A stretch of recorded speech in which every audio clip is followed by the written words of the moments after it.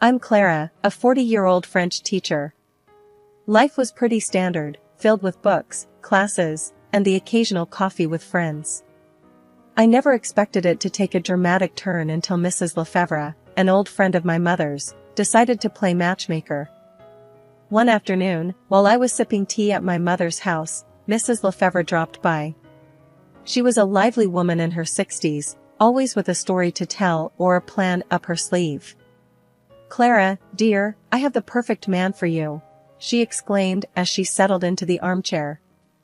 I chuckled, a bit skeptical. "Really, Mrs. Lefebvre? And who might this perfect man be?" She leaned in, her eyes twinkling with excitement. "My son, David. He's a widower, a wonderful father to 2 teenagers. I think you two would hit it off." I hesitated, the idea of stepping into a ready-made family seemed daunting. "I don't know, Mrs. Lefebvre. Stepping into a family, it's a lot." She waved her hand dismissively. "Nonsense. You're a warm, loving person. And David is such a caring man. Plus, the kids are lovely, really." My mother, who had been listening quietly, joined in. "Clara, it wouldn't hurt to meet him. You never know what life has in store for you." Encouraged by their enthusiasm, I agreed. A meeting was set up at a local cafe the following week. The day arrived, and I found myself sitting across from David, a man with kind eyes and a gentle demeanor. We talked about everything, from our jobs to our hobbies. He was a civil engineer and loved hiking, while I shared stories about my teaching and my love for French literature. "Your mom tells me you're a fantastic teacher," David said, smiling warmly.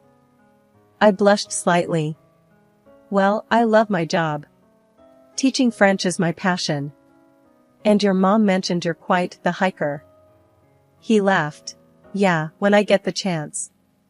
But with Sophie and Max, my free time is usually spent on more family-oriented activities." The way he spoke about his children, Sophie and Max, was endearing. They were 14 and 12, stepping into the challenging teenage years. "We all have our hands full with teenagers, don't we?" I joked, thinking of my rowdy students. By the time we finished our coffees, I felt a connection with David, a sense of understanding and mutual respect. We agreed to meet again, and I found myself looking forward to it. After David and I got married, life settled into a comfortable routine that I cherished deeply. The addition of Sophie and Max, David's children, into my life was a source of joy, filling a gap I didn't know existed. I loved being a part of their lives, even though they never called me mom. The bond we shared was unique and special in its own way. One lazy Sunday afternoon, I found myself in the kitchen, baking cookies with Sophie. The air was filled with the sweet aroma of chocolate and vanilla. "Clara, do you think these cookies will turn out okay? I'm not very good at this," Sophie said, a hint of doubt in her voice as she mixed the dough. I smiled at her. "You're doing great, Sophie. Baking is like learning a new language, it takes a little practice, but you'll get the hang of it." Sophie beamed, her confidence boosted. "Thanks, Clara. It's fun baking with you."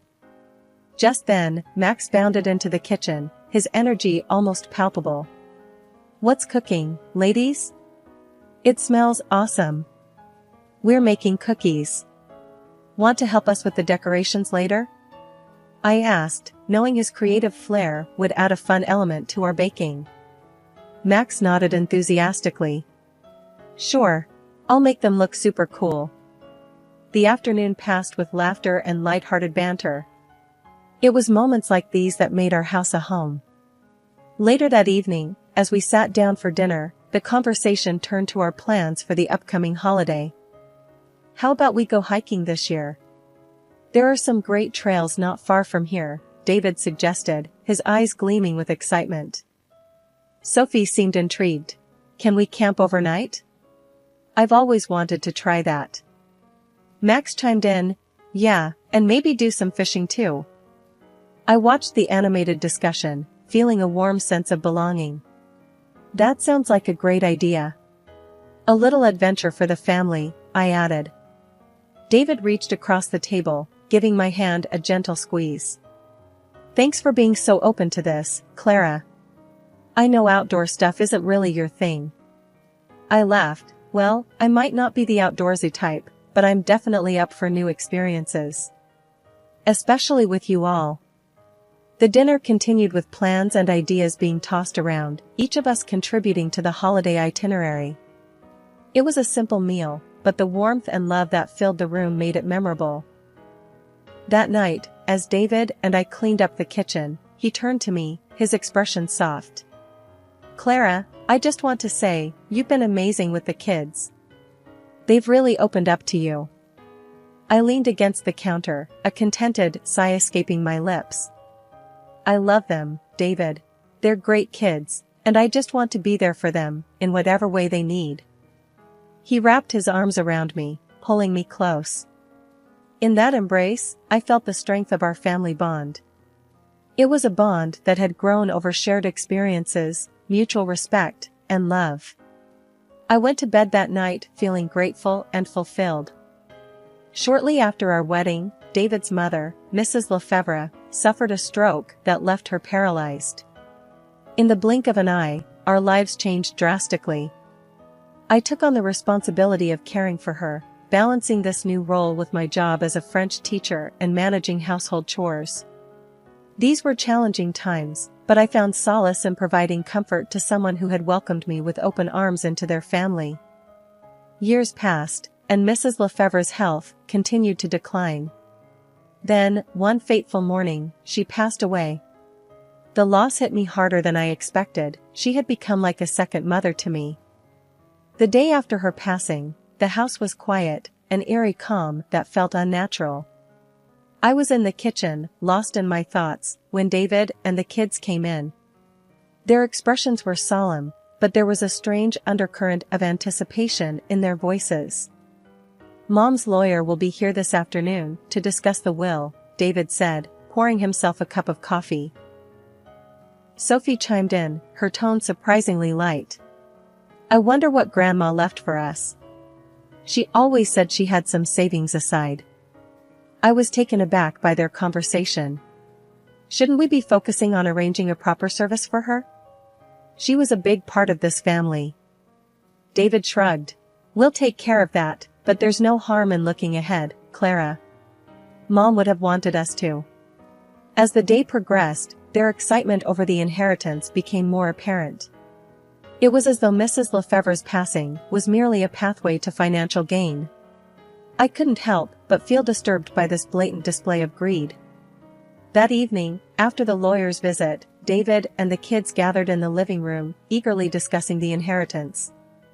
I stood at the doorway, listening to them. So, we're getting a good amount, then?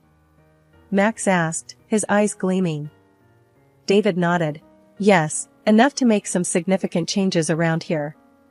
Sophie's laughter filled the room. Finally, I can get that new laptop I wanted. I stepped into the room, unable to contain my disappointment. Is this really what's important right now? Your mother just passed away. David looked at me, his expression cold. Clara, you wouldn't understand. This is family stuff. I felt a sting at his words. I cared for your mother for years, David. How can you say I wouldn't understand? He scoffed, turning away. Just because you looked after her doesn't mean you're entitled to anything. You did what any decent person would do. In the weeks that followed, David and the kids became increasingly distant and dismissive. Their attitude towards me changed from indifference to outright rudeness. David's remarks became more cutting, and the children, following his lead, treated me with a lack of respect that I had never experienced before. One evening, as I was setting the dinner table, David walked in, his face stern. Clara, you need to step up your game around here. The house has been a mess lately. I looked around, bewildered. The house was as tidy as it always was. I've been doing my best, David. I don't understand what's changed. He shrugged, his voice harsh. Just saying, you could do better. After all, it's not like you're contributing much else around here. I felt a lump form in my throat. The man I had married, the family I had embraced, were now treating me like an outsider, an unwelcome burden. The shift in my family's demeanor after Mrs. Lefebvre's passing wasn't gradual, but a sudden plunge into a cold, unfeeling world. David and the children's behavior towards me transformed overnight, from distant to openly hostile. Every day brought a new barrage of insults and nagging, and I was treated less like a family member and more like an unwelcome servant. One particularly harsh evening, as I was setting the table for dinner, David entered the kitchen, his face twisted in a sneer. "Clara, why is dinner not ready yet? You really can't do anything right, can you?" Stunned by his harsh tone, I replied, trying to keep my composure, "I'm doing the best I can, David. Dinner will be ready in a few minutes." He scoffed, looking around with disdain. "You know, I only tolerated you because you were useful, taking care of my mother and the kids. But now? You're just a burden." His words cut through me like a knife. I stood there, the plates in my hand feeling heavier than ever. Sophie walked in, her voice dripping with contempt. "Yeah, Clara, you should be grateful we even let you stay here. You're just a scary, old, and useless woman." Max, not to be outdone by his sister, chimed in mockingly, "Yeah, who would want you around? You're like a ghost haunting this house." Every word was a blow to my spirit. I had dedicated years of my life to this family, caring for them as my own, only to be reduced to this pitiful state. I served dinner in silence, their cruel laughter and jibes echoing around me. That night, as I lay in my bed, the day's events replayed in my mind.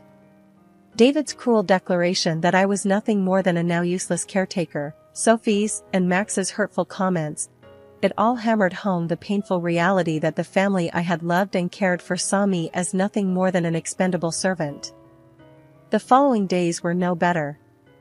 Every task I did was met with criticism and disdain. I was constantly reminded of my place in the household, a place that seemed to have no respect or kindness.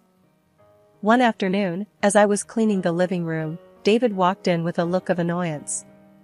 "Clara, have you seen my blue tie? I can't seem to find it anywhere." "I washed and hung it in your closet yesterday, David," I responded, trying to keep my voice steady. "Well, it's not there now. Can't you do anything right? You're just taking up space in this house," he snapped, storming off. I finished my cleaning, each sweep of the broom feeling heavier with the burden of his words. The home I once cherished now felt like a prison, filled with contempt and scorn. Living in a constant state of belittlement and disrespect had taken its toll on me. Each day in David's house was a battle against his and the children's growing cruelty. I began to contemplate the painful decision of leaving, but my worsening leg pain and the lack of financial resources made me feel trapped. One chilly morning, as I limped around the kitchen, preparing breakfast, David stormed in, his face twisted in annoyance. "Clara, why is everything taking so long? You're moving like a snail." I tried to hide my pain. "My legs aren't what they used to be, David. I'm moving as fast as I can." He rolled his eyes. "Excuses, always excuses. You're just a burden, you know that?" The words stung, but I remained silent, focusing on setting the breakfast table. Sophie and Max entered the kitchen, their expressions mirroring their father's impatience. "Ugh, why do we always have to wait for Clara? She's useless," Sophie muttered, sitting down with a huff. Max didn't bother to hide his disdain. "Yeah, if she can't even make breakfast properly, what good is she?" I served them breakfast, each word from them like a dagger to my heart. As they ate, I sat down at the far end of the table, my appetite gone. After breakfast, I retreated to my room, the pain in my legs growing with each step. The lack of empathy and the constant insults from David and the kids were unbearable. I sat on the edge of my bed, the reality of my situation sinking in. I needed to leave, but I was scared and unsure of how to proceed. Later that day, I mustered the courage to speak to David. I found him in the living room, reading a newspaper. David, can we talk? I asked, my voice barely above a whisper. He glanced up, his expression one of irritation. What is it now, Clara? I've been thinking, maybe it's best if I leave. I don't feel welcome here anymore, I said, my voice shaking. David looked at me, a smirk forming on his lips. Leave? And go where? You have no money, no place to go. Your mother died without leaving you anything to inherit. You're stuck here, Clara, whether you like it or not. His words were a harsh reminder of my dire situation. I felt a sense of despair wash over me. He was right, I had nowhere to go. My job as a teacher had been my only source of income, and with my leg condition, I couldn't even do that anymore. I had to resign from school. It was a bitter, but the only right decision. The following days were a blur of household chores, nagging, and insults. David and the kids treated me with utter disregard, their words and actions reinforcing the painful truth that I was no longer a part of this family, but a mere inconvenience to them. As I struggled with my pain and loneliness, I began to secretly plan my escape. I started saving whatever little money I could, hiding it away for the day I could finally leave. The thought of freedom, of being away from the constant belittling and disrespect, was the only thing that kept me going. One afternoon, while David and the kids were out, I sat at my old laptop, nursing my aching legs. Browsing aimlessly, I discovered a website for online tutoring. A thought struck me, could I leverage my skills as a French teacher in a new, virtual setting? Hesitant, but driven by a newfound purpose, I set up a profile on the site. Experienced French teacher available for online lessons, I typed, my heart racing with both nervousness and excitement. The next few days were a whirlwind. To my amazement, requests for lessons began to pour in. My afternoons, once filled with loneliness and despair, were now occupied with teaching French to eager students from around the world. One day, as I finished a lesson, Sophie walked in, her eyes narrowing at the sight of the laptop. "What are you doing?" she asked suspiciously. "I'm teaching French online." "It's something I'm good at," I replied, trying to keep the defensiveness out of my voice. She scoffed. "As if anyone would want to learn from you." I ignored her remark, feeling a sense of pride in my small, but significant accomplishment.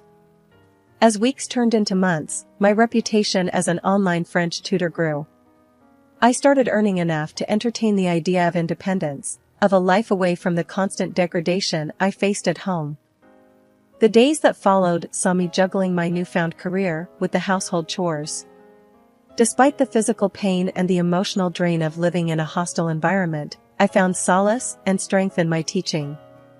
Each lesson I gave was a step closer to freedom, a reminder that I was capable, valuable, and deserving of respect. The tension in the house reached its zenith the evening David announced his promotion at work. That night at dinner, the air was thick with a sense of foreboding. David, Sophie, and Max were unusually chatty, their voices laced with a smug satisfaction that sent a chill down my spine. As I served dinner, trying to ignore the dull ache in my legs, David cleared his throat, ready to make his announcement. "I've got some news. I got a promotion at work. With it, I bought a new house. Bigger, better, and it suits our new status." Sophie clapped her hands in delight. "That's amazing, Dad. When do we move?" David's gaze shifted to me, cold and calculating. "We will be moving soon. But Clara won't be joining us." The room went silent. I looked up, my heart sinking. "What do you mean, David?" He smirked, his words cutting through the air like a knife. "You're not coming, Clara. You don't belong in that part of our lives. You were useful once, but not anymore." Sophie joined in, her voice dripping with disdain. "Yeah, Clara. You're just an old, limping woman. What use would you be in our new house?" Max laughed, adding insult to injury. "You should be grateful we let you stay here this long." I stood there, the plates in my hands trembling. The pain of their words was sharper than any physical ache I had ever felt. David slid the divorce papers across the table to me. I think it's best we part ways. You can stay here until the house is sold. Numb, I picked up the papers.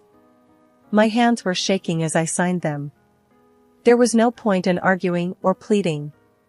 The people I had once called family had shown their true colors, and they were ugly and cruel. The next morning, I began to put my plan into action. While David and the kids were out, I packed my belongings.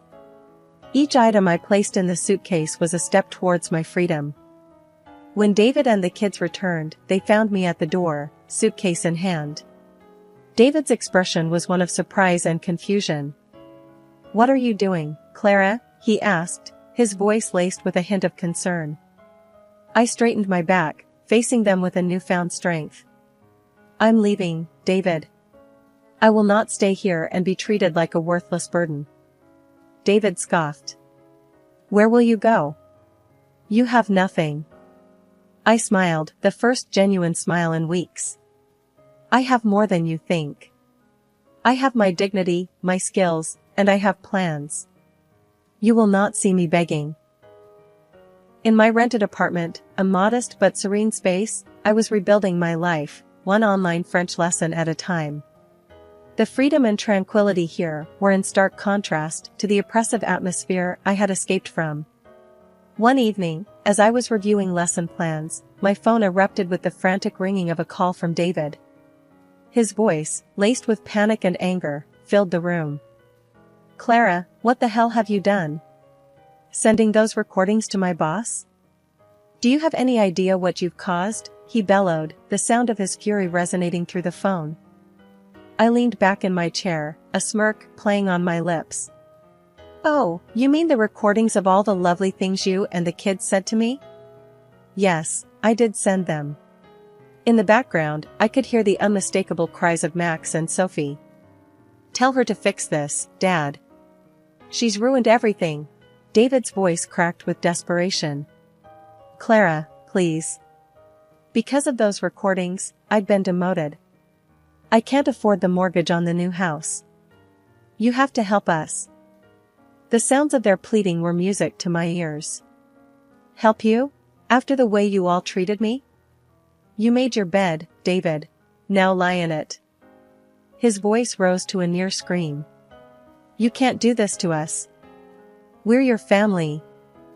I laughed, a deep, hearty sound that felt liberating. "Family? No, family doesn't treat each other the way you treated me. You and your kids were nothing but cruel and abusive. This is your karma, David." Sophie's voice cut through, shrill and pleading. "Clara, please. We didn't mean any of it. We'll change, I swear." Max joined in, his voice laced with fear. "Yeah, Clara, please. We're sorry. We need you." I stood up, pacing the room as I replied, "Sorry? Your words and actions broke me. But guess what? I picked up the pieces and put myself back together. Without you, I owe you nothing." David's voice was a mix of rage and helplessness. "You're going to let us lose everything?" I stopped pacing, standing tall and proud. "Yes, David, I am. You and the kids have made your bed, and now you get to sleep in it. Goodbye." I hung up the phone, a sense of satisfaction washing over me. I had stood up to them, not with malice, but with the strength they never thought I had. Over the following weeks, I heard from mutual friends that David and the kids were struggling. They couldn't pay the mortgage, and the bank had taken over the house. They were forced to move into a small rented apartment, and both Sophie and Max had to take up jobs to help make ends meet. As for me, my online tutoring was flourishing. I was saving money, not just for my day-to-day needs, but for a house of my own. A place where I could live in peace, away from the shadows of my past.